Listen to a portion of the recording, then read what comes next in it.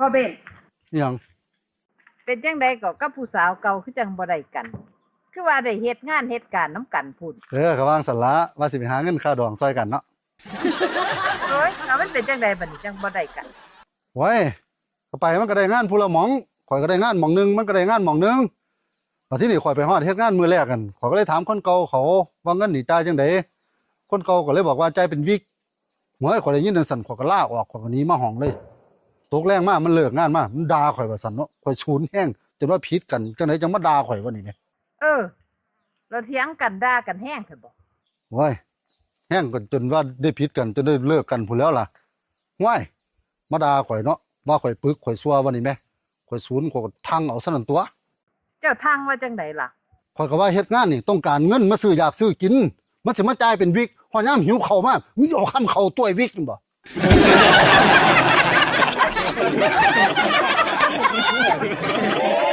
ป้าโธ่เจ้าก็ลองคิดเบิ่งสมมุติว่าเงินเดือน10,000นึงนี่สมมุติว่าวิกตับละ100เขาก็สิเอาวิกมาให้100ตลับ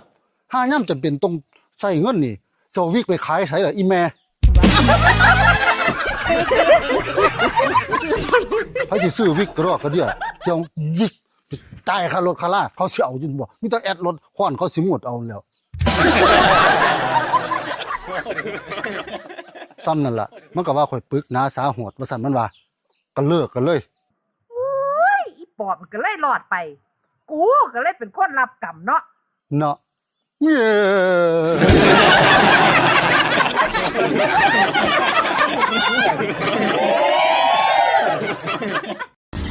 พ่อใหญ่หมอมาจังไหนล่ะว้ยจะได้ยามากินอะไรยายหมอมาจังไหนล่ะพ่อใหญ่หมอว่าข่อยเป็นโอ้ยมะเร็งมะเร็งพ่อใหญ่เอ้าเป็นยังอีกวะเป็นยังคือเป็นสิพ่อใหญ่ว่าจะจังไหนว่าจะอยู่ได้จังไหนเอ้ามันยังอีกวะพ่อใหญ่เขาประกาศอยู่คนเดียวพ่อใหญ่พ่อใหญ่ต้องไปหาผัวใหม่ได้แบบนี้แล้วพ่อท่านยังหาผัวมาอยู่พ่อใหญ่จะอยู่ป่าเป็นยังเนาะข่อยขอร้องพ่อใหญ่จังไหนคือเป็นไรทำไมเขาต้องโทรหาลูกเขาต้องโทรบอกลูกก่อนมาพร้อมเป็นมะเร็งเขาต้องโทรบอกมันก่อนเด้อพ่อใหญ่มะเร็งยังไงเอาเจ้าเป็นมะเร็งเลยพ่อใหญ่พ่อใหญ่เขาอยู่คนเดียวไม่ได้เขาต้องหาผัวใหม่ก่อนเขาต้องหาผัวใหม่ไปก่อนจะเฝ้าเป็นหยังนะพ่อใหญ่จะเฝ้าเป็นหยังเจ้าบอยให้หยังก็จะเป็นหยังหมอบอกว่ามะเร็งไข่กับบ่มีไขมันเบาหวานกับบ่มีคนเข้าสั่นมึงหัวยานี่แต่พุ่งใจยาคอยกินเท่าไรยาลดปวด